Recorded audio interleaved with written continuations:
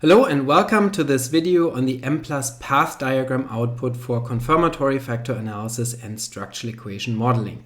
My name is Geiser. On this channel I present weekly statistics tutorials usually related to multivariate statistical methods such as structural equation models, factor models, multi-level models and latent class models, and often involving the Mplus software.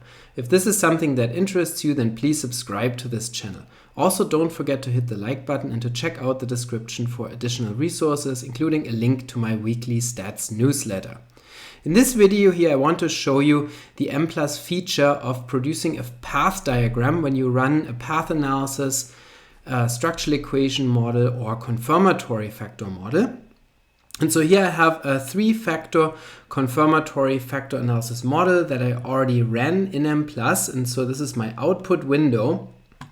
When you're in the Mplus output window, you can click on this option diagram and then view diagram, and then a new window opens that produces this path diagram. By default in Mplus, the path diagram includes the unstandardized parameter estimates for your model. So unstandardized factor loadings, residual variances, path coefficients if it's a path model or structural equation model, and then also factor covariances.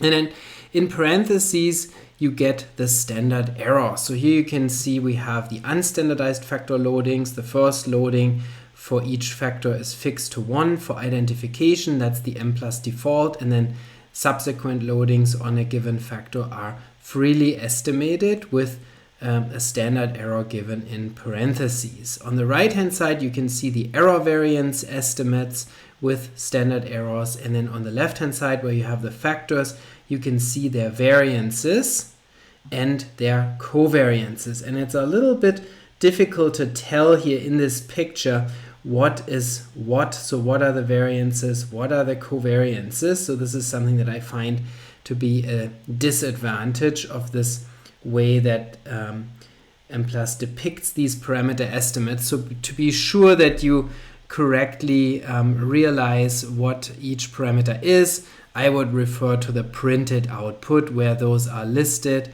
either under width for the covariances or under variances for the factor variances. So this is a little bit cluttery here. You can also look at that path diagram without the estimates by clicking on View, and then you can click on Show No Estimates, and then you have only your path diagram. Also, you can include the error variances or the error variables, by clicking on View Residual Variables. So then you get those circles here that indicate the residual variables for each indicator. And so then you have your clean, so say, path diagram without any estimates. You can export this path diagram by clicking on File and then Export to a PDF. So you can export this to a PDF document. You can also show other kinds of estimates in your diagram. So for example, if you wanted to look at the standardized solution, which many people find more interesting or more relevant when they estimate a confirmatory factor model, then you can click on STDYX estimates. STDYX refers to the completely standardized solution in Mplus, where both the outcome or dependent variables y and the exogenous or independent variables x, so here the factors, are standardized to a variance of 1. So that's STDYX. And so when you click on that, they should come up, and they don't. Oh, we have to click on, we have to unclick this here that says Show No Estimates, and then click again on Show Only Estimates, So then you can see the factor loadings again, now the standardized loadings and the standardized residual variances. On the left hand side you can see that now the factor variances are standardized. So here you have 1.0, here you have 1.0. It looks like a 0 because it's covered in part by the 888. the factor correlation here. And so this should be a 1, and then this is a 1. Again, this is cluttery here, the way Mplus depicts this, so you have to be careful in correctly interpreting those estimates. Now here you can see that those are the correlations that are given here. So in the standardized solution, we get the factor correlations, 0.75 between the first two factors, 0.888 between the first and the third factor, and 0.853 between the second and the third factor. So those are strongly correlated in this example. The standardized factor loadings give you the correlations between each variable and the factor.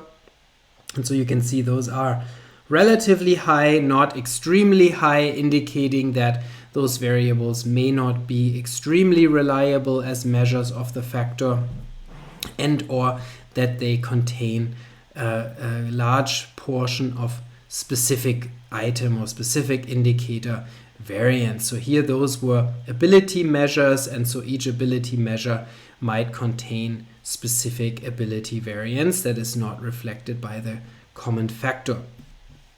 You can also see this by looking at the standardized residual variances, which are given here on the right hand side. These in Mplus indicate 1 minus r squared, or we could say 1 minus the standardized factor loading squared. So this loading squared and then 1 minus this squared gives you 0.518, and so that indicates the proportion of variance in this measure KFT V1 that is not explained by the factor. So 51.8% of the variance in this measure are explained or due to the residual or error variable. So that indicates that about half of the variance in this indicator is either error variance, so meaning measurement error, or is specific variance that is not shared with the other indicator of this factor. And so you can see that those standardized error variances are pretty high. They range between 0.38 and 0.518, so between 38% and 51.8% of the variance is error variance or specific variance.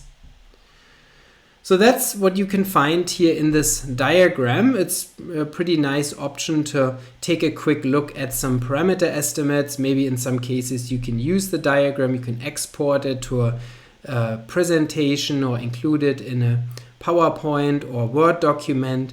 And so this is something that's a pretty neat feature of Mplus. You can also create a model or syntax from a path diagram. This is something that I'm showing in a separate video here on this channel, how to run an SEM model from the Mplus diagrammer. So it can also be used to get started with the model, and that can be useful when you're new to Mplus and not super familiar with the syntax commands. So then you can run the model from the path diagram. I hope you liked this video. To learn more about this function in Mplus, if you did, then please subscribe to this channel. Don't forget to hit the like button, to leave a comment in the comment section if you like, and to check out the description for additional resources.